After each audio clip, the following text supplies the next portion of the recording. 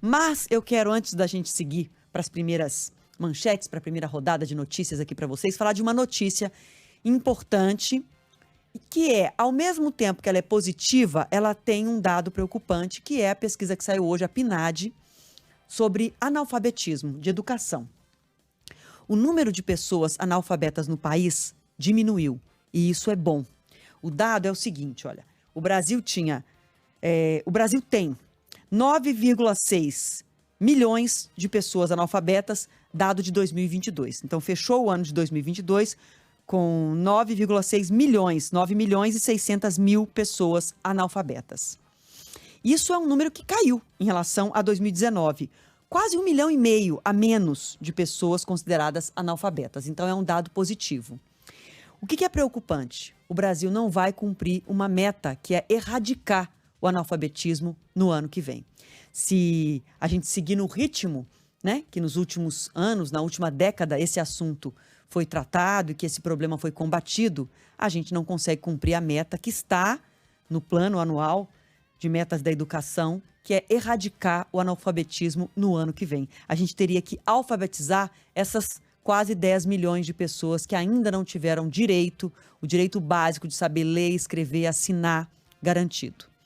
E é importante a gente falar sobre isso, porque num país que tem tantas necessidades, muitas vezes essa população que foi esquecida ao longo de décadas e que não teve acesso à educação, a poder ler e escrever, ela fica relegada, como se isso fosse menos importante, melhor focar nas crianças, melhor focar em quem está na escola hoje, e não é. Não é esse o raciocínio.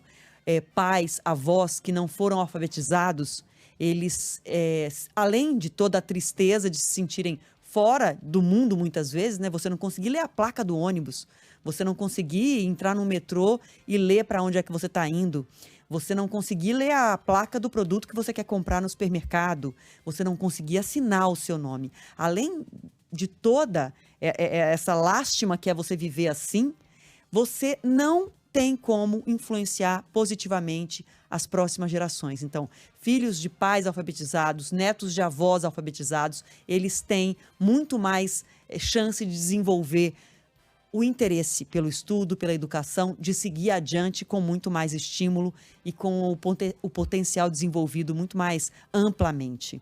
Além disso, essa pesquisa trouxe também um outro dado preocupante, que é a desigualdade, né, Fábio, entre as regiões do país.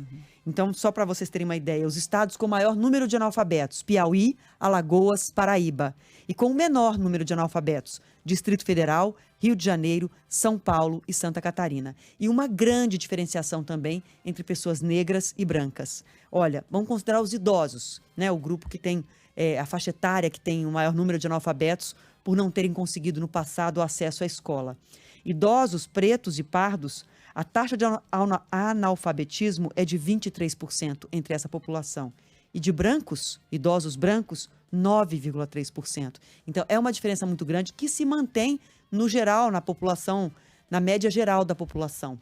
E é importante a gente falar sobre isso, a gente vai trazer mais dados aqui sobre essa pesquisa, reforçar algum desses dados que eu já passei aqui logo na abertura, porque a gente tem a sensação e a certeza de que o país é desigual e que você precisa combater desigualdade, e aí Auxílio Brasil, que agora voltou a se chamar Bolsa Família, você combate a desigualdade com distribuição de renda direta, programas de distribuição de renda diretamente como esses. E é verdade, mas essa é a boia para quem está afogando. Quando você dá o Bolsa Família, uma bolsa de dinheiro que você injeta recursos na casa de quem está passando fome, na casa de quem não está desempregado e não está conseguindo se manter sua família, você está jogando a boia para a pessoa não se afogar. E é essencial.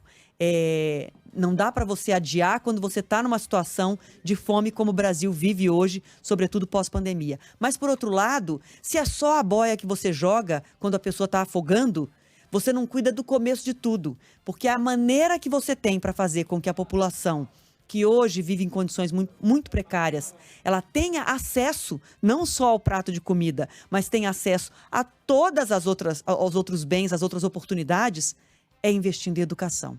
Então, é educando as crianças, fortalecendo a educação no país, inclusive reduzindo, cumprindo a meta de combater o analfabetismo, para que pela educação a gente consiga que as pessoas tenham acesso a tudo, não só a um prato de comida. É muito importante discutir educação. Pena que a gente discute de vez em quando tem eleição, e às vezes nem isso, porque às vezes quando tem eleição o debate é tão raso que nem quando tem eleição presidencial a gente discute isso.